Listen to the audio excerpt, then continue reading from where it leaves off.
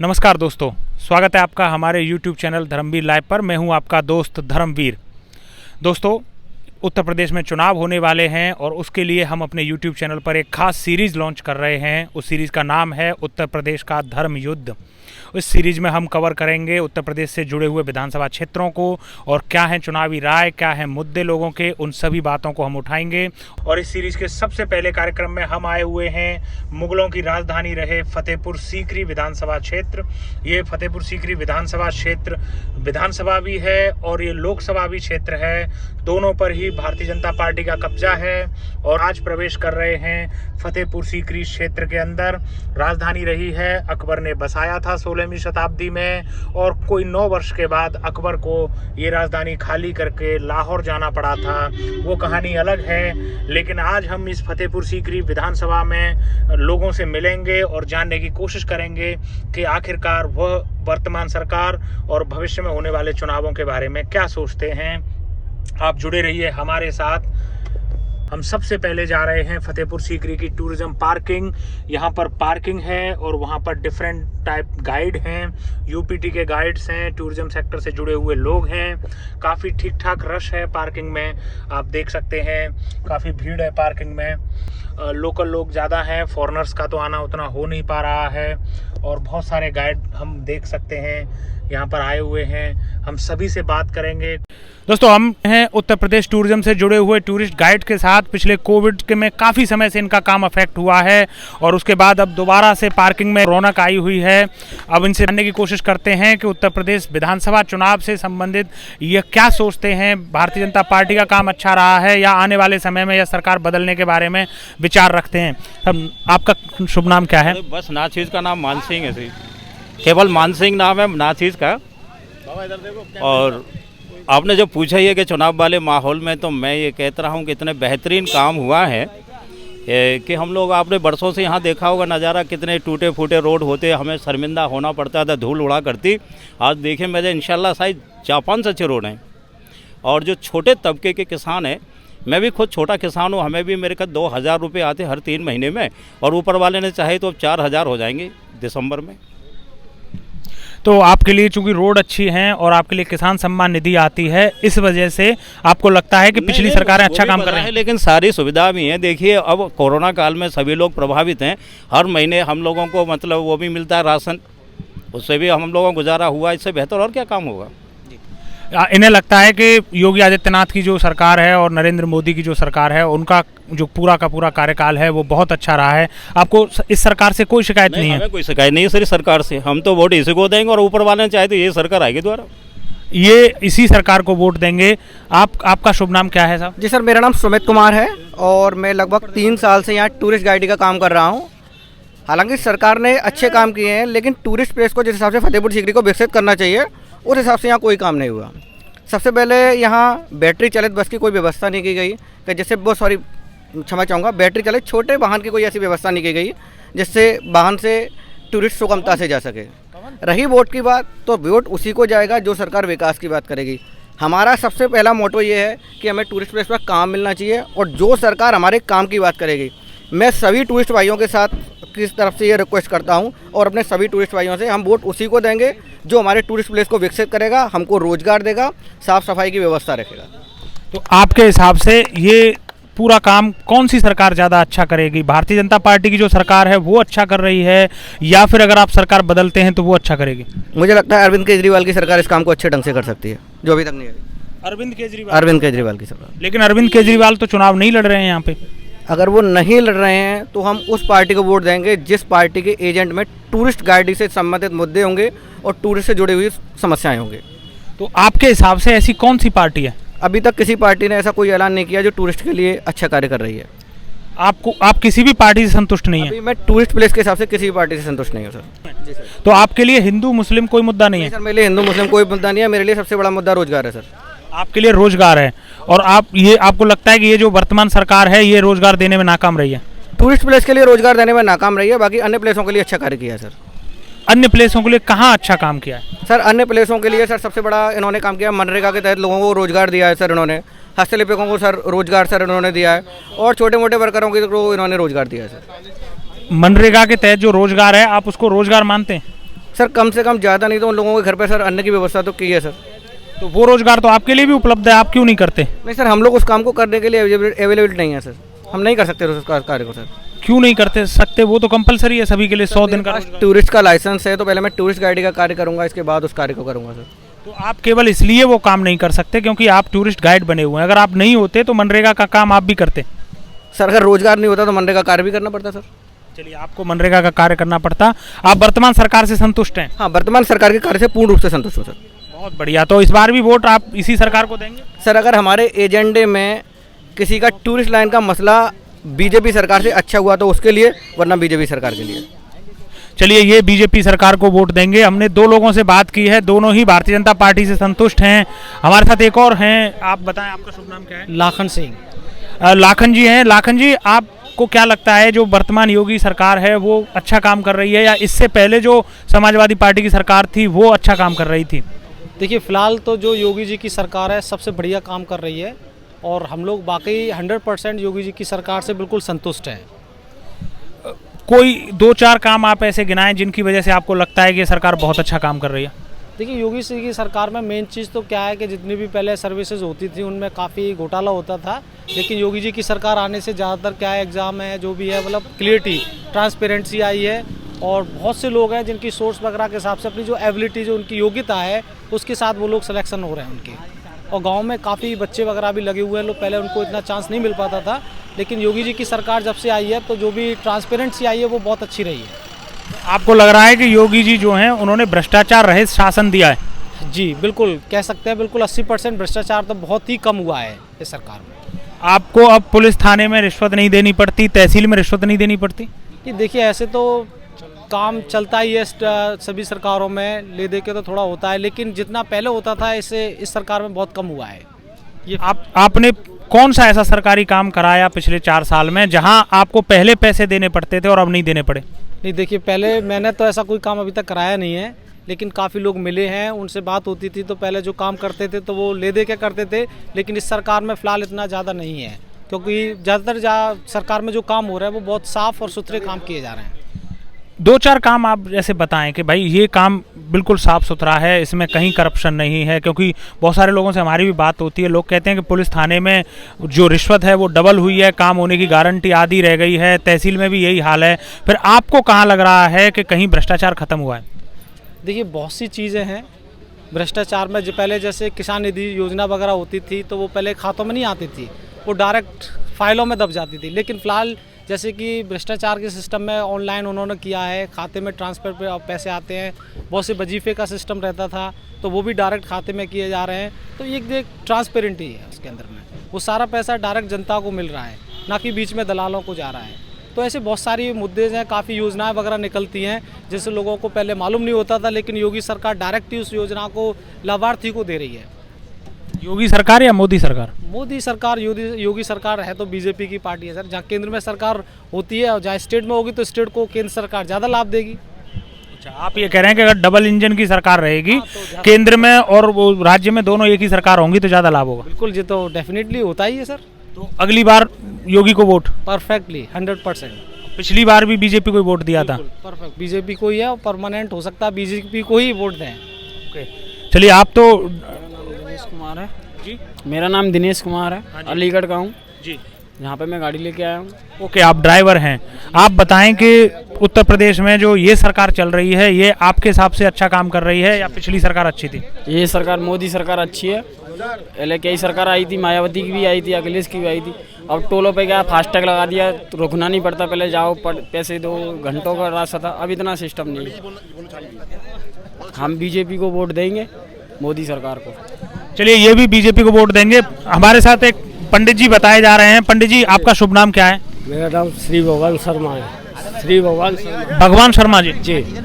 भगवान शर्मा जी, आपको क्या लग रहा है उत्तर प्रदेश में जो वर्तमान सरकार चल रही है ये बीजेपी की सरकार अच्छा काम कर रही है या समाजवादी पार्टी की जो पिछली सरकार थी वो अच्छा काम कर रही थी? सरकार काम जो कर रही है, किसी ने कोई ऐसा काम नहीं, फतेहपुर सीकरी में कोई विकास नहीं हुआ है, किसी भी पार्टी ने नहीं किया आज तक विकास, कोई ऐसा नहीं किया है। या जितने यहाँ युवा लोग बच्चे घूम रहे हैं जो इन पर कोई रोज़गार नहीं है, उनके लिए यहाँ कोई रोज़गार ऐसा खोला नहीं कि उनके लिए रोज़गार खोल दिया कि 10 लड़के उसमें काम कर रहे हो फतेहपुर सीकरी के। ऐसा किसी सरकार ने नहीं किया, बीजेपी का किसी ने नहीं किया है। जो युवा वर्ग के लोग हैं, नौजवान हैं, वो घूम रहे हैं, क्या करें, फुटपाथ पे घूम रहे हैं, कभी कुछ कर रहे हैं, अपने पन्नी बीन रहे, पेट पालन तो कर रहे हैं वो, पर ऐसा नहीं है उनके लिए रोज़गार कोई या खुला हुआ कि उसमें 10 आदमी 10 बच्चे काम कर रहे हों, ऐसा कोई काम नहीं हुआ है यहाँ।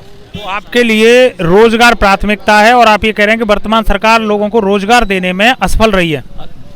जो जब तक सरकार आई है, बीजेपी नहीं, समाजवादी भी आई, कांग्रेस भी आई, बीजेपी आ गई और आती रहेंगी ये सरकारें। तो देखो ये तो आती रहती हैं, पर कोई ऐसा फतेहपुर सीकरी में विकास नहीं हुआ है जिससे विकास के नाम पे जो बताते हैं ना विकास कराया है, कोई ऐसा विकास नहीं हुआ है। न ग्रामीण क्षेत्र में हुआ, न ये सिटी में, शहर में हुआ, कोई ऐसा विकास नहीं हुआ है। तो फिर अगला वोट आप देंगे किसको फिर? ये तो फिर ये स्वतंत्र है, किसी को दे सकते हैं, ये बात कोई नहीं है। आपको बता दे कि हम इसको देंगे उसको देंगे, गुमराह करें, ये कुछ नहीं। हम स्वतंत्र हैं, ठीक है, स्वतंत्र रहना चाहते हैं, स्वतंत्र रहते हैं। जहाँ अच्छा लगेगा वहाँ वोट दे देंगे, ना अच्छा लगेगा अपनी वोट को अपने पास रखेंगे। लेकिन आपके लिए धर्म बचाना प्राथमिकता नहीं है। बीजेपी कहती है कि वो हिंदू धर्म की रक्षा कर रही है, आपके लिए ये कोई प्राथमिकता नहीं है? सारी पार्टी यही कहती है, सारी पार्टी यही धर्म बचाने की कहती है। देखो समाजवादी आ गई, वो भी धर्म बचाने की कहेगी, कांग्रेस आएगी, वो भी धर्म बचाने की कहेगी, ये आएगी, ये भी धर्म बचाने की कहती है।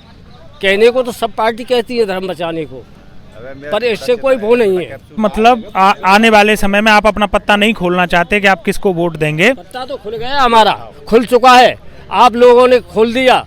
क्या अपना फ़ोन देना, फ़ोन ले लिया, कॉल किया, नंबर नहीं मिल रहा है, आधा घंटा हो गया, भाई साहब फ़ोन दे दो, रुक जाओ 1 मिनट, अभी आपका वो हो रहा है, तो आपको जोड़ दिया। तो वो तो जुड़ चुके हम, जो आप कहना चाहते हैं ना, समाज ये बीजेपी से जुड़ चुके, जोड़ दिए आप लोगों ने, तो जाएंगे कहाँ? नहीं, आपको जबरदस्ती किसी ने मिस कॉल मार के जोड़ दिया, आप ये कह रहे हैं? नहीं, फ़ोन मांग करके लोग ले लेते हैं, फ़ोन मांग के लोग फ़ोन लेते हैं, आपका फ़ोन दो, पैसे हैं मैं, हाँ, फ़ोन ले लिया, नंबर मिलाया, हाँ हेलो, ये ठीक है, मैसेज आ गया कि आप बीजेपी पार्टी के सदस्य कार्यकर्ता, नाम नंबर ये है आपका, ये जोड़। मतलब आप ऐसे कह रहे हैं, आपको इस तरीके से जोड़ा है ना? हाँ, हमको ऐसे जोड़ा है। किसने जोड़ा है आपको? लोग हैं अपने, नाम भी दो, गांव के। क्या नाम है उनका? गांव के ही है। आपका गांव कौन सा है यहाँ? तो नाम ही तो आप उंदेरे गांव के रहने वाले हैं। उंदेरे गांव के किस शख्स ने आपके साथ ऐसा किया है? आप तो बहुत जबरदस्त एक रिवीलेशन कर रहे हैं जो हमने भी नहीं सुना, कि ये जो बीजेपी का जो मिस कॉल मार के सदस्य बनने का जो अभियान है, दरअसल ये कह रहे हैं कि बीजेपी के कार्यकर्ता बढ़ाने के लिए बहुत सारे लोगों ने लोगों से फोन मांगकर मिस कॉल मार दी है और इससे उनके जो कार्यकर्ता हैं उनकी संख्या बढ़ गई। आप ये कह रहे हैं ना, भड़का रहे हो। वैसे हम जब हमने कहा है कि बीजेपी के लिए, बीजेपी के साथ रहे, बीजेपी के साथ रहे, ठीक है, ऐसा कुछ नहीं, आप गुमराह कर रहे हो कि ऐसे बहका के, यानी तुम हमारे मन की लेना चाहते हो। नहीं तो आप बताइए कि आपसे आपके गांव में वो कौन से आपके परिचित थे, दोस्त थे, रिश्तेदार थे जिन्होंने आपसे फ़ोन लिया और बिना आपसे पूछे, बिना आपकी अनुमति के बीजेपी के उस हैंडल पे जो उनका कॉन्टैक्ट नंबर है उस पर मिस कॉल मार दी? वो कौन शख्स थे? वो शख्स अपने गांव के ही हैं। चाचा, मेरा नाम अंसार कुरैशी है, फतेहपुर सीकरी का रहने वाला हूँ। और जो सरकार, जो वर्तमान सरकार चल रही है वो अच्छा काम कर रही है। आपका नाम क्या बताया था आपने? नाम अंसार कुरैशी है। अंसार कुरैशी जी? हाँ, मैं अलसंका अंसार कुरैशी, फतेहपुर सीकरी ऊपर फाड़ पर रहता हूँ। और जो वर्तमान सरकार चल रही है उससे हम बहुत खुश हैं। सबका साथ सबका विकास, ये सरकार जो है सबका सम्मान कर रही है और सबके साथ चल रही है। जो विकास इस सरकार ने जो किया है, किसी सरकार ने कोई विकास नहीं किया अभी तक। जैसे कि कुरैशी साहब, आपके लिए इस सरकार ने ऐसा कौन सा काम हो या विकास हुआ है जो आप हमारे दर्शकों को बताना चाहते हैं? क्योंकि सर ये अभी रोजगार जो सरकार ने दिया है, अभी एक जो रोजगार दिया है, जो गाइडलाइन का जो एग्ज़ाम हुआ था, हम बहुत कम से कम 20-25 साल से हम जो भटक रहे थे, हम लोग जो है इंतज़ार कर रहे थे कि ये कोई सरकार योजना निकाले, गाइडों के लिए कोई योजना निकाले। सरकार इसने योजना निकाली। अभी जो एक डिस्ट्रिक्ट एग्ज़ाम हुआ उसमें कम से कम 1000-1200 जो गाइड बनाए, ये रोज़गार में आता है सर। और एक डोमेस्टिक गाइड बनाए, पीछे जो बैठे हुए हैं उनको भी रोज़गार दिया है, वो यहाँ आए बैठे हैं वो अपना कस्टमर आ रहा है उनसे अपना रोज़गार कर रहे हैं। जैसे कि अभी सरकार में जैसे कि राशन मिल रहा है, फ्री राशन मिल रहा है। उस सरकार में हमको फ्री राशन नहीं मिलता था, बड़ा दिक्कत होती थी उस सरकार में। सपा सरकार, बसपा सरकार में, कांग्रेस की सरकार तो अगर हमने देखी नहीं तो उस वक्त हमारा होश नहीं था। हमारे बुजुर्ग थे, उनको मालूम होगा उस सरकार के बारे में, कांग्रेस की सरकार के बारे में। सपा सरकार में तो हमको कोई लाभ नहीं मिला आज तक के, मुसलमानों को किसी सरकार ने कोई लाभ नहीं दिया। कांग्रेस, बसपा, सपा, जो बीजेपी सरकार ने जो मुसलमानों का साथ दिया है और सबका साथ सबका विकास, जैसे कि आयुष्मान कार्ड है जो 5 लाख रुपए का जो फ्री इलाज होता है वो हमको मिला है, और हमारे साथी है उनको मिला है, हर वर्ग के आदमी को मिला है। और जो कन्यादान योजना है उनको भी वो भी मिल रहा है। बहुत योजना चलाई है बीजेपी सरकार ने सर। कुरैशी साहब, लेकिन भारतीय जनता पार्टी तो कहती है कि जो समाजवादी पार्टी थी वो मुसलमानों का भला करती थी, और आप कह रहे हैं ऐसा है सर। मैं आपको बताना चाहता हूं कि सपा सरकार जो है सन 2012 में जो सरकार थी, 17 में भी सरकार चली थी सपा की, तो जिस वक्त उत्तर प्रदेश के जावेद अहमद डीजीपी बने थे तो मुलायम सिंह यादव ने उनको डीजीपी बनाया था। तो उसकी सबसे बड़ी विरोधी पार्टी है वो सपा सरकार है, क्योंकि अखिलेश यादव ने सर मुलायम सिंह, वो जावेद अहमद जो डीजीपी बने उत्तर प्रदेश के, तो मुलायम सिंह ने उनको बनाया और अखिलेश यादव ने उसका विरोध किया कि मुसलमान डीजीपी क्यों बनाया। उस चक्कर में अखिलेश यादव ने मुलायम सिंह से 15 से लेकर 20 दिन तक बात नहीं की थी। सबसे बड़ा विरोधी जो है वो अखिलेश यादव है मुसलमान के, वो इसीलिए करते हैं वोट की राजनीति है उनकी। आप में से कितने शख्स ऐसा मानते हैं कि अखिलेश यादव की जो सरकार है वो दरअसल मुसलमान विरोधी सरकार है? कितने लोग हैं आप में से जो कुरैशी जी की इस बात से सहमत हैं? ये कुरैशी साहब कह रहे हैं कि अखिलेश यादव की जो सरकार थी वो दरअसल मुसलमान विरोधी सरकार थी। सर वो यादवों के साथ देने वाली सरकार थी, यादवों की सरकार थी, वो किसी की सरकार नहीं थी। मुसलमान विरोधी सरकार नहीं थी मतलब? नहीं, विरोध तो सबका किया उन्होंने, किसी का साथ नहीं दिया, सिवाय एक परिवार की सरकार थी, एक समाज की सरकार थी बस। उसके अलावा मुझे बता दो कि सपा सरकार ने किसका भला किया, मुसलमानों के लिए क्या किया सर? आप में से कोई बता दे क्या किया? लेकिन भारतीय जनता पार्टी के कई नेताओं से, कार्यकर्ताओं से हमारी बात होती है, सोशल मीडिया पर भी ये सब चलता है, सभी लोग ये कहते हैं कि समाजवादी पार्टी की सरकार तो दरअसल मुसलमानों की सरकार होती है। वो सर बरगलाने वाली बात है, वोट लेना चाहती है सरकार, बरगलाने वाली बात है। मतलब जो अगर कोई ये कहता है कि समाजवादी पार्टी की सरकार मुसलमानों की सरकार है, वो बरगला रहा है दरअसल। देखिए आप देखिए, मैं कहता हूं कि पूरे इलाके में, जिले आगरे में बता दें मुसलमानों के बच्चों को कितनी उन्होंने नौकरियां दे दी हैं। 12 से 17 के बीच में आंकड़ा लगवा लें आप। जिस पद पर भी जो भी रहता था, चाहे वो पुलिस हो, प्रशासन हो, कहीं भी देखते आप यादव यादव यादव। तो आपका शुभ नाम क्या है? मैं आपसे सॉरी पूछना भूल गया। सुनील कुमार। सुनील कुमार, तो आप यहीं के रहने वाले हैं? यहीं का रहने वाला हूँ। आप बीजेपी के कार्यकर्ता, मतलब बीजेपी के समर्थक हैं? आपने वोट दिया कभी? समर्थक नहीं हूँ मैं, कभी किसी का समर्थक नहीं था, किसी पार्टी का कोई कार्यकर्ता नहीं हूँ मैं। लेकिन आपको लगता है कि समाजवादी पार्टी की जो सरकार है वो मुसलमान विरोधी सरकार है? कुरैशी साहब को भी यही लगता था? ये नहीं कहा मुसलमान विरोधी सरकार है, मैंने ये नहीं कहा कि मुस्लिम विरोधी सरकार है, मैंने कहा कि वो सिर्फ जो है यादवों के हित साधने वाली सरकार है। कुरैशी जी के पास शायद व्हाट्सएप का कोई मैसेज आया है, व्हाट्सएप मैसेज ये दिखा रहे हैं हमें, ये साबित करने के लिए कि जो पिछली सरकार थी समाजवादी पार्टी की वो दरअसल मुसलमान विरोधी सरकार थी। ये दिखाने के लिए व्हाट्सएप खोल रहे हैं कुरैशी जी। वो व्हाट्सएप पे जो उनके पास मैसेज आया है वो खोल लिया है।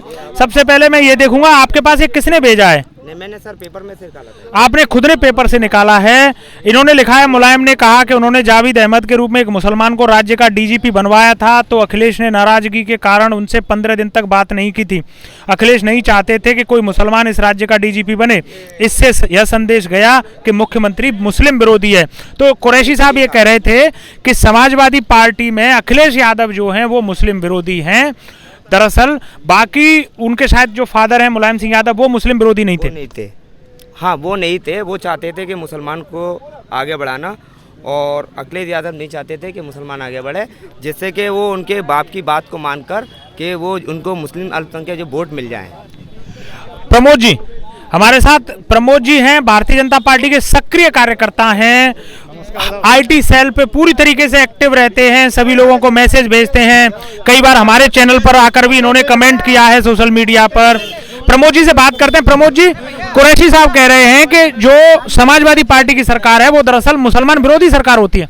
वो मुसलमान विरोधी है या नहीं है, लेकिन इतना तो पता नहीं है। लेकिन इतना पता है कि वो यादव चहेती है और परिवार चहेती है। यादवों को ही चाहा है उन्होंने ही सारा अपने वो परिवारवाद की तरफ चले हैं। बाकी उन्होंने और तो किसी के लिए कुछ किया है मुझे तो नहीं लगता। अगर किसी के लिए क्या हो तो लेकिन आपको लगता है कि जो मुलायम सिंह यादव या समाजवादी पार्टी की जो सरकार है वो मुस्लिम विरोधी है? वो विरोधी या नहीं है, लेकिन इस बार हैट्रिक हो रही है। ये कन्फर्म है कि मोदी जी फिर से आ रहे हैं। मोदी जी फिर से आ रहे हैं और योगी जी भी आ रहे हैं। योगी जी बड़ी जोर से आएंगे। मोदी जी से ज्यादा क्रेज है इस समय यूपी में उनका। पर लोग तो कह रहे हैं कि दरअसल मोदी जी नहीं चाहते कि योगी जी यहाँ चुनाव जीतें। ऐसा कुछ नहीं है। अगर है तो वो तो गर्व की बात है। अगर सपोज करो आप मेरे बड़े भाई हो, मैं छोटा भाई हूँ, अगर आप में और मुझ में किसी बात को लेके अगर अनबन हो भी जाती है तो ऐसा नहीं है कि आज लड़ रहे हैं तो कल एक भी होंगे। हाँ, मतलब आप ये कह रहे हैं कि इस बात की पॉसिबिलिटी है कि मोदी जी और योगी जी में अनबन हो, लेकिन वो दरअसल चुनाव में एक हो जाएंगे। मोदी जी तो है ही है जो कुछ है, लेकिन योगी जी भी अपने आप में एक ब्रांड है। योगी जी भी अपने आप में एक ब्रांड है, तो आप नहीं किया जा सकता। और अगर आपको मोदी जी और योगी में से एक को चुनना पड़े तो आप किसको चुनेंगे? दोनों को चुनेंगे, क्यों नहीं। केंद्र में उनको लाएंगे और अपने यूपी में इनको लाएंगे। और अगर कभी ऐसी नौबत आ गई कि मोदी जी ने कहा कि मैं केंद्र से नहीं हटूंगा और योगी जी ने कहा कि प्रधानमंत्री मैं बनना चाहता हूं, तब आप किसके साथ जाएंगे? तो मोदी जी कब तक रहेंगे? सपोज करो 5 साल और हो जाएंगे, 10 साल और हो जाएंगे। अब उनकी उम्र हो गई है, अभी वो जवान है, अभी 45-50 साल की उम्र है उनकी। 10 साल बाद में ये अपने सुरूर में आएंगे, वो डिलाए जाएंगे। हो सकता है वो उन पे हाथ बनाए रखें। आपको लग रहा है कि मतलब जब तक मोदी जी चाहें तब तक वो वहाँ रूल करें, भले योगी जी कुछ भी कहें? नहीं, ऐसा कुछ नहीं है। योगी जी अपने अच्छे कार्यकर्ता हैं, अपने देशभक्त भी हैं, ऐसा नहीं है। वो अगर ऐसा कुछ होता है तो वो उन दोनों की अंडरस्टैंडिंग है। वो अगर उनको यहाँ का न बना के किसी दूसरी जगह भी रख सकते हैं या तीसरी जगह रख सकते हैं, या उनमें कोई गृह कलेश है या कोई मनमुटाव है, तो वो तो आपस में वो घर की बात है। मतलब लेकिन मनमुटाव है?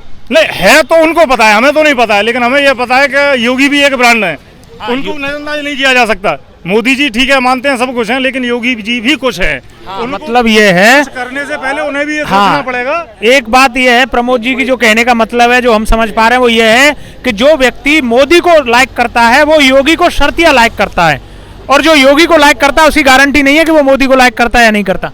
नहीं, हम यूपी में योगी जी के साथ हैं और केंद्र में मोदी जी के साथ हैं। जब अपना यूपी चलेगा आगे तो फिर केंद्र में ही पहुंचेगा और जाएगा कहाँ? नहीं, लेकिन बहुत सारे लोग तो ये कह रहे हैं कि जो यूपी वर्सेस गुजरात होने वाला है 2022 के जब चुनाव खत्म हो जाएंगे और जब 2024 में लोकसभा चुनाव की बारी आएगी तो गुजरात में जो अमित शाह हैं और नरेंद्र मोदी हैं वो नहीं चाहते कि योगी प्रधानमंत्री बने। तो दरअसल उत्तर प्रदेश वर्सेस गुजरात होने वाला 2024 का चुनाव। नहीं सर, ऐसा कुछ नहीं होगा। Modi sir, Modi ji is great. Yogi ji अभी टीचर ही हैं, मोदी प्रिंसिपल हैं अभी। अच्छा, योगी जी अभी बच्चे हैं और दरअसल मोदी जी जो हैं वो टीचर बोला सर मैंने। तो प्रिंसिपल तो दोनों ही टीचर हो गए वो तो। नहीं सर, अभी योगी जी की बराबरी नहीं कर सकते। Modi is great sir, Modi मतलब मोदी जी ग्रेट हैं और योगी जी जो हैं वो उनसे जूनियर हैं। अभी जूनियर है सर, मोदी जूनियर है। अच्छा, ग्रेट होने से थोड़े पहले मोदी जी क्या करेंगे सर? मोदी जी अगर योगी जी को लाए तो मोदी जी लाए सर, योगी जी को मोदी जी ने लाए। ये कह रहे हैं मोदी जी को, दरअसल योगी जी को मोदी जी लेके आए हैं। कितने लोग ये सहमत हैं जिन्हें ये लगता है कि योगी जी को मुख्यमंत्री बनाने में मोदी जी का सहयोग है? जी बिल्कुल सही कहना है। इस समय मोदी जी देश के सबसे बड़े नेता हैं, इसमें कोई दो राय नहीं है। किसी भी दल में जो विपक्षी दल हैं उनमें उनकी टक्कर का कोई नेता नहीं है। वो देश में ही नहीं, अंतर्राष्ट्रीय स्तर पर मोदी जी ग्रेट हैं। अच्छा, अंतर्राष्ट्रीय स्तर पर ये आप कहाँ से जानकारी मिली आपको? कहाँ से? पूरा देश जानता है सब। नहीं, आपके आज से पहले भारत के प्रधानमंत्रियों को कोई ज़्यादा लोग नहीं जानते थे। जितनी यात्राएं उन्होंने की हैं, जितनी टेक्नोलॉजी वो लेके आए, आप बताइए कौन लेके आया अभी तक? आप भले मास्क हटा लो, कोई दिक्कत नहीं है। आप ये बताएं मोदी जी कौन कौन सी टेक्नोलॉजी भारत में ऐसी लेके आए जो पहले का कोई प्रधानमंत्री नहीं ला पाया? 7 साल में जितने हथियार वो उन्होंने खरीदे हैं उतने हथियार मेरे ख्याल से 70 साल में नहीं खरीदे गए साहब। कौन से हथियार ऐसे खरीदे? ये टेक्नोलॉजी है जो राफेल विमान लेके आ रहे हैं, तमाम हथियार लेके आ रहे हैं, तमाम मिसाइलें अपने देश में भी। लेकिन ये कौन कौन से हथियार लेके आए? आपने एक रफाल का नाम लिया, इसके अलावा और कौन सी मिसाइल लेके आए? पृथ्वी मिसाइल लेके आए। ब्रह्मोस को मोदी डेवलप कराया सर, ब्रह्मोस को उन्होंने डेवलप कराया। ब्रह्मोस कहाँ डेवलप कराया? अपने देश के अंदर ही सर। कौन डेवलप करता है इन हथियारों को? डेवलप करने का काम कौन सी संस्था है भारत में जो करती है? इतना तो सर मुझे नहीं पता, लेकिन व्हाट्सएप नहीं आ पाया? नहीं, इतना व्हाट्सएप आने वाली बात नहीं सर, न्यूज़ में जितनी जानकारी मिली उतना। तो न्यूज़ में मतलब न्यूज़ पे पूरी ये जानकारी आपको नहीं मिली। और आपकी जो न्यूज़ की जो सोर्स है वो क्या है दरअसल? टीवी देखते हैं कि व्हाट्सएप? दोनों सर, न्यूज़पेपर सर और टीवी सर। व्हाट्सएप वगैरह में ज़्यादा बिलीव नहीं करता हूँ सर इन चीज़ों। अच्छा, व्हाट्सएप पे ज़्यादा बिलीव नहीं करते। बहुत सारे लोग ये कहते हैं कि भारतीय जनता पार्टी के 2 कार्यकर्ता हर घर पहुंचते हैं, एक टीवी चैनल और एक न्यूज़पेपर। तो दरअसल वो जो 2 कार्यकर्ता हैं भारतीय जनता पार्टी के, एक टीवी चैनल और एक न्यूज़पेपर, उनमें से एक कार्यकर्ता आप पढ़ते हैं? मैं कार्यकर्ता नहीं मानता, मैं तो उनको टीवी और न्यूज़ चैनल की रिपोर्टों के आधार पर आपको बता रहा हूँ। तो वही मैं पूछ रहा हूँ कि जो हथियार है, जिसका जो अनुसंधान है, जिसकी खोज करते हैं, हथियार बनाने का काम बेसिकली कौन सी संस्था है जो भारत में करती है? नहीं सर, इतना मुझे जानकारी नहीं है सर। आपको नहीं मालूम? ये हमारे साथ कुरैशी साहब, नौशाद कुरैशी जी। हाँ, नौशाद कुरैशी जी, कौन सी संस्था है भारत में जो हथियार डेवलपमेंट का काम करती है? देखिए, मैं पहले अपना परिचय देना चाहूँगा। मेरा नाम नौशाद कुरैशी है और मैं एक सोशल वर्कर हूँ यहाँ पर। और सबसे पहले मैं सरकार की नाकामयाबी गिनाना चाहूँगा यहाँ पर, कि सरकार की अभी तक मैं ज़्यादातर देख रहा हूँ कि जो इंटरव्यू आपने लिया है वो सरकार के पक्ष में बोल रहे हैं। जो ज़मीनी स्तर पर है, जो क्या हालात चल रही हैं आज देश में, वो अभी तक कोई मुद्दा ही नहीं निकल के आया है यहाँ पर। सबसे पहले देखा जाए कृषि कानून का हमारे देश में और अंतर्राष्ट्रीय स्तर पर भी आवाज़ उठ रही है कि कृषि जो कानून है हमारे देश में वो कितना भूचाल लाए हुए है। उस मुद्दे पर कोई नहीं बोल पाया अभी तक, कि किसान 1 साल से लगातार अभी तक परेशान है। और लास्ट में आकर कितने किसान मारे गए अभी तक, कितनों ने अपना घर परिवार को छोड़ा, कितने लोग परेशान हुए, महिलाओं ने आकर अपना धरना प्रदर्शन दिया। लेकिन जब थोड़ा सा हमारे राष्ट्रीय जो या अंतर्राष्ट्रीय, अब तो हमने ये अभी सुना है कि अंतर्राष्ट्रीय भी पॉपुलैरिटी हो गई है उनकी, जो हमारे प्रधानमंत्री जी हैं उनका थोड़ा सा भी दिल पसीजा नहीं महिलाओं को देखकर, न बच्चों को देखकर। वो अपना लंगर या जैसे भी खाना पीना बारिश में वह तंबू डालकर, कुछ भी नहीं। जब चुनाव का यूपी में टाइम आया तो उन्होंने एक अनाउंस किया कि मैं कृषि कानून को वापस ले रहा हूँ। ऐसा क्यों? क्या आप चुनाव की वजह से वापस कर रहे हैं? कुरैशी जी, ये तो कह रहे हैं कि जो भाजपा सरकार है वो मुसलमानों के लिए कोई खास, मतलब पूरे भारत के लिए कोई खास काम नहीं करती है, कुछ नाकामियां हैं। लेकिन आप भी कुरैशी हैं, आप कह रहे थे कि भाजपा से अच्छी कोई पार्टी नहीं है। मेरे भाई, बड़े भाई नौशाद कुरैशी ने बताया कि किसान वहाँ है कहाँ? किसान कोई खलिस्तानी बैठे हैं वहाँ, किसान अपने खेती पे बैठे हैं। ये जो खालिस्तानी बैठे हैं, अब मैं अपने जो कैमरा पर्सन है हरवीर सिंह जी, मैं उनसे कहूँगा आप प्लीज़ ध्यान दें। कुरैशी साहब ने तो बहुत अच्छी बात कही। खालिस्तानी है, खालिस्तान की क्या डेफिनेशन है और आप कैसे डिसाइड करते हैं कि ये खालिस्तानी है? क्योंकि सर जो राकेश टिकैत जी हैं वो विपक्ष के इशारे पर वहाँ बैठे हुए हैं, वो धंधा कर रहे हैं। विपक्ष से जो है उनको सारा लोकेशन मिल रहा है, उनके आधार पर बैठे हुए हैं। हमारी जो सरकार है, भारतीय जनता पार्टी की सरकार है, वो अच्छी है। और वहाँ पर किसान, कोई किसान नहीं है, किसान सारे अपनी खेती पर हैं, आराम से अपने खेती कर रहे हैं किसान। वहाँ कोई किसान नहीं है, सारे जो है खालिस्तानी है वहाँ पर। एक शब्द बोलना चाहूँगा, खालिस्तानी शब्द बोलना चाहूँगा। आज बीजेपी कार्यकर्ता या बीजेपी के वरिष्ठ नेता तय करते हैं कौन खालिस्तानी है, कौन आतंकवादी है। ये वहाँ से सर्टिफिकेट जारी होता है बीजेपी कार्यालय से, या बीजेपी कार्यकर्ता सर्टिफिकेट देते हैं बस। ये इस बात का, इनके बात पे कहना। ये आप जो खालिस्तानी कह रहे हैं, नहीं, मैं आपसे बिल्कुल जेन्युइनली क्वेश्चन पूछ रहा हूँ, बिल्कुल सीरियस होकर क्वेश्चन पूछ रहा हूँ। जब आप किसी को खालिस्तानी कहते हैं तो आपका मतलब क्या होता है, कि क्या है जिसको आपने कहा कि खालिस्तानी है? ऐसा है कि वहाँ पर, हाँ, हमारी जो पार्टी ने वहाँ सर्वे किया था तो वहाँ कोई किसान नहीं था। वहाँ सारे जो है उन्हीं के विपक्ष के जो लोग थे वही बैठे थे, वहाँ कोई किसान नहीं था। ये विपक्ष का कोई नेता बैठा है वो फिर खालिस्तानी हो जाएगा? नहीं, विपक्ष का नेता नहीं है। मतलब मेरा कहने का ये है, वहाँ कुछ लोग उसमें खालिस्तानी भी हैं, कुछ लोग वहाँ विपक्ष के लोग हैं जो वहाँ। मैं वही कह रहा हूँ कि खालिस्तानी की आपकी क्या डेफिनेशन है, या केवल आपको चूंकि व्हाट्सएप मैसेज मिला है या किसी ने आपको मैसेज भेजा है कि ये खालिस्तानी है तो आपने न्यूज में भी पढ़ा है? सर, केवल इतना समझना चाहता हूँ। यूनिवर्सिटी केवल व्हाट्सएप यूनिवर्सिटी चल रही है। ऐसा है, दिल्ली लाल किले पर जो है जिस वक्त जो है झंडा लहराया था तो वहाँ कौन जो है खालिस्तानी तो ही थे, वहाँ पर कौन था? वहाँ पर नहीं, क्या कौन सा झंडा लहराया था? खालिस्तान का कौन सा झंडा है? जो पीला जो भी कलर था उनका, वो उन्होंने वहीं जाकर लाल किले पर जो है झंडा लहराया था। आप में से कितने लोग मानते हैं, कितने लोगों ने ये देखा है कि खालिस्तान का झंडा कैसा होता है? कोई झंडा नहीं होता खालिस्तानी, खालिस्तान है ही नहीं तो झंडा कहाँ से होगा? खालिस्तानी झंडा कहाँ से होगा?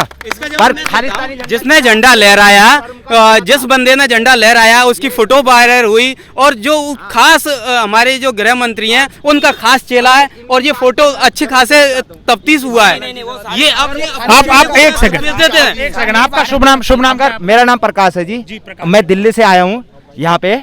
जब घूमने के लिए आए? मैं ड्राइवर का काम। अच्छा, आप ड्राइवर का काम करते हैं, ठीक है। पर इनकी बात का मैं जवाब देना चाहता हूँ, जब खालिस्तान है ही नहीं तो उसका झंडा कहाँ से आएगा? नंबर 1 बात। नंबर 2 बात, जब खालिस्तान का झंडा वहाँ फहरा गया था तो मोदी जी क्या कर रहे थे, अमित शाह जी क्या कर रहे थे? उस समय क्यों नहीं हटाया? उस खालिस्तानी है वो, जो सारे किसान को ये लोग कहते हैं खालिस्तानी है। अगर वो खालिस्तानी है तो ये हमारी प्रशासन, हमारी सरकार क्या कर रही है? खालिस्तानियों को भगा क्यों नहीं रही है? प्रमोद जी, आप इधर आए, आप भारतीय जनता पार्टी के कार्यकर्ता हैं।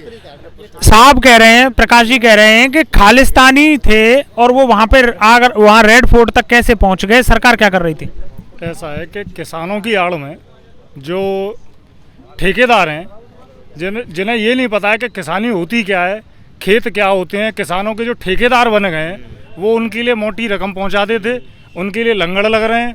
ठीक है, अब इधर उधर से बुलाए, कहाँ से बुलाए, ठीक है, सरकार पे एक ही ये तो काम नहीं है कि कौन कहाँ जा रहा है। तो सर ये तो कहना गलत तो मतलब मोदी जी तो खालिस्तानियों से हार गए? वो हार नहीं गए या जीत गए वो बाद वाली बात है। नहीं, तो ठेकेदारों से हार गए मोदी? नहीं, वो ठेकेदारों का ठेकेदार है, मान लिया जाए। किसान, इनका कहने का मतलब है किसानों के ठेकेदार बैठे हैं वहाँ पे। हैं तो हमारे हिंदुस्तान के लोग वो जी, या कहीं खालिस्तान से आए, कोई पाकिस्तान से आए, कहीं से आए हैं, हमारे देश के लोग हैं। और परेशान कौन हो रहे हैं? क्या मोदी जी क्या स्पेशल बीजेपी के प्रधानमंत्री है या पूरे देश के प्रधानमंत्री है?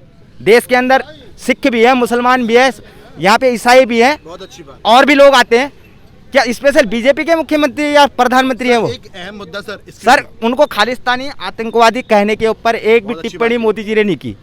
कि आप अपने कार्यकर्ताओं को कहना चाहिए था कि ऐसा मत बोलो, ये भी एक हिंदुस्तानी नागरिक है, इनको हमें समझा के बुझा के इनको घर भेजना है। लेकिन आपको क्या लग रहा है, ये कुरैशी जी यहाँ खड़े थे, आपको क्या लग रहा है कुरैशी जी किसान आंदोलनकारियों को खालिस्तानी बोल रहे हैं? तो ये इन्फॉर्मेशन इनके पास कहाँ से आ रही है? खुद ही पता नहीं है खालिस्तान होता क्या है, कहाँ से, क्या है खालिस्तान। तो फिर इनको ये शब्द कहाँ से मिला? इनको शब्द मिला है, इनकी कार्यकर्ताओं ने, इनके लोगों ने पढ़ा है। न्यूज़पेपर बोल रहा है कहाँ बॉस? न्यूज़पेपर बोल मेरे को एक बताओ। न्यूज़पेपर बोल रहा है खालिस्तान? हाँ, न्यूज़पेपर पढ़ा है, हम अनपढ़ नहीं है, न्यूज़पेपर पढ़ते हैं। खालिस्तान कहाँ से बना, कहाँ, किसने उठाई थी आवाज खालिस्तान की? पढ़ते हैं, हम अनपढ़ नहीं है, हमने पढ़ा है। मेरे को ये तो बताओ कि खालिस्तान था क्या? तो कुरैशी साहब, कौन से न्यूज़पेपर में आपने ये पढ़ा कि ये लोग खालिस्तानी हैं? हमारे उजाला में पढ़ा है, दैनिक में पढ़ा है। जब वहाँ पे प्रदर्शन हो रहा था तब वहाँ हमने पेपर में पढ़ा है, हम वहाँ मौजूद तो नहीं। वाले बयान है इसमें, ना तो हमारे देश में खालिस्तान है, ना ही कोई खालिस्तानी हो सकता है। हमारे देश में कोई खालिस्तानी नहीं है, बट खालिस्तान इनको यही पता नहीं खालिस्तान कौन मांग रहा था। सर मुझे सिर्फ बताइए कि किसान की आड़ में जो लाल किले पर वो सही था या गलत था, बस ये जवाब दे दें। बस देखो पब्लिक है, अगर कोई पब्लिक है जो उनको, मैं नहीं गलत हुआ, हमें पता है गलत हुआ, गलत को तो गलत कहा ही जाएगा, पर गलत हुआ। वो प्रकाश जी ने आपने बोला, सुनो नहीं प्लीज आप वो करो, सुनो, आप इधर आओ, आप इधर आओ। देखो, आपने प्रकाश जी से सिर्फ एक सवाल पूछा, आपने प्रकाश जी से पूछा है कि आप सिर्फ ये बताओ कि जो लाल किले पे हुआ वो ठीक हुआ या गलत हुआ? उन्होंने बोला गलत हुआ। अब आप बताइए कि जो कृषि से संबंधित तीनों कानून भारत सरकार ने पारित किए थे, बिना कंसल्टेशन के किए थे, अध्यादेश लाकर किए थे, किसी से कंसल्ट नहीं किया था, वो जो कृषि कानून जिस तरीके से जारी किए गए थे, लागू किए गए थे, पार्लियामेंट से उनको जबरदस्ती पास कराया था, वो सही किया था? देखिए सर, मैं पहली बात तो किसान नहीं हूँ, तो मैं किसान कानून के बारे में जानकारी नहीं रखता। मुझे सिर्फ इतना पता है, मुझे सिर्फ इतना पता है कि यदि किसी भी आंदोलन की आड़ में किसी देश में अगर कोई गलत काम होता है तो वो रॉन्ग है और रॉन्ग है। और इस आंदोलन की आड़ में कौन सा गलत काम ऐसा था जो आपने देखा जो हुआ? सर ये लाल किले पर जो झंडे वंडे फहरे क्या रहा ये गलत नहीं था? तो 365 दिन में से 364 दिन जो काम हुए एक साल में, वो अच्छे काम आपको नजर नहीं आए और केवल एक दिन लाल किले पर कोई झंडा फहराने पहुंच गया तो केवल वो याद है आपको? क्या गलत काम हुआ बताइए आप बताएं मुझे, क्या गलत काम हुआ? तो 364 दिन अच्छे काम हुए? क्या हुआ, मैं यही तो जानना चाह रहा हूँ, ऐसा क्या गलत काम हुआ? हमारे यहाँ तो सर दिल्ली में आम आदमी पार्टी नंबर 1। हम तो चाहते हैं पूरे देश में ऐसी सरकार होनी चाहिए जो आदमी, गरीब आदमी के लिए काम करे। सिर्फ रोजगार, शिक्षा, आदमी के 3 मुद्दे होते हैं सर, शिक्षा, रोजगार, स्वास्थ्य। मेरा स्वास्थ्य सही रहेगा तो मैं काम कर पाऊंगा, ठीक है? मेरे बच्चे सुरक्षा और भूल गए अभी वाले देश के भविष्य है मेरे बच्चे, ठीक है? तो दिल्ली में सुरक्षा रहेगा तो मैं उनको अच्छा खिला सकता हूँ, पिला सुरक्षा के लिए। हमारे देश में हमारे बच्चे ही तो करेंगे सुरक्षा, हमारे बच्चे ही तो जाएंगे। तो दिल्ली में जो सुरक्षा है, दिल्ली में पूरे देश में करेंगे। क्यों? पॉल्यूशन के लिए कोई उसका उपाय नहीं है जी, उसका कर रहे हैं, कोशिश कर रहे हैं। तो आगरा में आप, thank you Prakash ji, thank you. आप कह रहे हैं पोल्यूशन एक समस्या है, आगरा में पोल्यूशन कम है? दिल्ली से कम है सर। एक बार नहीं, कितना कम है तो आप बताओ। रेट जो थी आगरा में वो दिल्ली से कितने दिन? काफी दिन तक। तो कितने, मतलब आगरा में पोल्यूशन दिल्ली से ज्यादा नहीं है, दिल्ली से थोड़ा कम है, लेकिन पोल्यूशन है बहुत कम, बहुत कम है। कितना कम है? लगभग 50% कम है। 50% कम है। कहाँ पढ़ा आपने? न्यूज़पेपर। कुल मिला के ये है कि NRC, NPR और काका विरोध करो तो पाकिस्तानी, और किसान विरोध करे तो खालिस्तानी। अच्छा, आपका शुभ नाम क्या है? मेरा नाम शाकिर अली है। शाकिर अली हैं, पर एक कुरैशी भी थे आपके ही धर्म के हैं, वो बहुत बड़े फैन थे। हाँ, अब शाकिर अली जो हैं वो कुल मिला के ये जो सरकार यहाँ काम करेगी वो सरकार आएगी, हमारे और आपके कहने से कुछ नहीं होगा, चाहे वो बीजेपी आ जाए चाहे वो अखिलेश आ जाए। यहाँ जो काम करे लोगों के लिए, किसानों के लिए भला सोचे, वो लोग ही सरकार में आ सकता। अब देखना ये है कि आगे राज्य में आता कौन है, योगी जी आते हैं या अखिलेश जी आते हैं। तो शाकिर जी, आप क्या चाह रहे हैं कि आपके हिसाब से कौन आएगा और कौन आना चाहिए? मेरे हिसाब से तो कोई नया चेहरा ही आए। नया चेहरा का मतलब ये है कि अखिलेश जी हैं, लास्ट टाइम हमने उन्हें देखा, उन्होंने बहुत अच्छा काम किया, चाहे वो उन्होंने राज्य मार्ग बनाया हो, चाहे उन्होंने और भी काम किए हों, शिक्षा से लेकर के और सुरक्षा तक जो भी काम किए उन्होंने, हेल्पलाइन भी खोली, चाहे वो हॉस्पिटल संबंधित हो या फिर प्रशासन संबंधित हो। तो उस चीज़ में ये है कि फिलहाल में मैं चाहता हूँ कि अखिलेश जी आएँ, क्योंकि उनका जो गठबंधन है वो जयंत चौधरी से है। तो हम देखना चाहते हैं, दोनों लोगों को देखना चाहते हैं कि उनकी जो गठबंधन की सरकार है वो इस राज्य में क्या कर सकती है और क्या करेगी। तो आपका जो वोट है वो इस बार समाजवादी पार्टी के लिए? हाँ, फिलहाल तो मेरा गठबंधन के लिए ही है। गठबंधन के लिए वोट है। प्रकाश जी, आप फिर कुछ कह रहे थे? मैं कह रहा था ना, जब फर्स्ट वेव कोरोना आया था, जब कांग्रेस ने क्या कहते हैं बसें प्रवासियों को छोड़ने के लिए लगाई थी, तो यहाँ सीकरी बॉर्डर, ये क्या कहते हैं भरतपुर बॉर्डर पे खड़ी हो गई थी, तब योगी जी ने उन्हें ऑर्डर नहीं दिया। अभी पूर्वांचल एक्सप्रेसवे का क्या कहते हैं उद्घाटन होने के लिए पूरे उत्तर प्रदेश की बसें उन्होंने मोदी जी के उसमें लगा दी कि गाँव वालों को लेके आओ। तो उस समय कहाँ गए थे सर? हाँ, ये आपको लग रहा है कि वो है, ये मुद्दा है। ऐसा ये किसके लिए होना चाहिए? पूरी जनता के लिए कह रहा हूँ, क्या मैं अपने लिए कह रहा हूँ? पर सत्ता का दुरुपयोग तो सभी लोग करते हैं ना, कांग्रेस पार्टी भी करती है। आप दुरुपयोग करो, उपयोग करो, कुछ भी करो, हमने आपको चुना है, आपको बिठाया है, उस जगह पे बिठाया है, ठीक है? हम लोगों ने उनको बिठाया है, किस लिए बिठाया है? कि जनता के साथ काम करने के लिए, जनता का काम करने के लिए, ठीक है? अब जनता को हमें, वो भी तो जनता थी जो पैदल जा रही थी, मर रहे थे सड़कों में, कोई बिहार पैदल जा रहा है, कोई MP पैदल जा रहा है, ठीक है? 24 करोड़ वाला स्टेट है, केजरीवाल को यहाँ कुरैशी जी डाई हार्ड फैन है बीजेपी के। कुरैशी 4 करोड़ वाली स्टेट है दिल्ली राजधानी। सुनिए, अगर केजरीवाल में दम है, सुनिए, अरे इधर सुनिए, इधर देखिए, इधर देखिए, इधर बात कीजिए, उधर मत बात कीजिए। मोदी है क्या देश को चलाने वाले? और कोई नहीं है? हाँ, मोदी जी देश को बचाएंगे और कोई नहीं बचा सकता। किसी ने लुटवा रखा है क्या? मोदी जी आएंगे सर, 2024 में मोदी आएंगे और 2022 में आज तक मोदी किसी आएंगे। ने तो बेचा तो नहीं था ना, आज तक अब की बार 350 पार बेचा तो नहीं था ना, क्या बेच दिया? कुरैशी जी ने ऐलान कर दिया है अब की बार 350 पार। कुरैशी जी ये 4 करोड़ वाला वो स्टेट नहीं है महाराज, ये 24 करोड़ वाला स्टेट है। दिल्ली जैसे एक सेकंड दिल्ली जैसी स्टेट यहाँ उत्तर प्रदेश में 4 बनेंगी। यहाँ उसी के बस की बात है। इसका 56 इंच का सीना होगा। जो 56 इंच का सीना है वो योगी जी का है, उन्हीं के बस की है। आज जो गुंडे बदमाश है ना, वो गली में नहीं घूम रहे हैं, वो गली कुचों में, गड्ढों में और विदेश भाग गए। गुंडे कहाँ से है? सपा बसपा कांग्रेस, इन्होंने कहाँ के हिंदुस्तान के ही है। वो आज भागे 24 करोड़ में आते हैं, नहीं आते हैं? 24 करोड़ में 24 की जनसंख्या बिल्कुल आते हैं। तो कहाँ से आए थे? तो बिल्कुल कहीं से नहीं, तो वही सपा सरकार ने गुंडों सपा सरकार ने गुंडों को पाले ना, तो योगी जी को लाए, योगी जी को इसीलिए तो लाए, गुंडे माफियाओं को भगाने के लिए। आज जी कुरैशी जी, हम मान गए कुरैशी जी, आप बहुत अच्छे समर्थक हैं भाजपा के।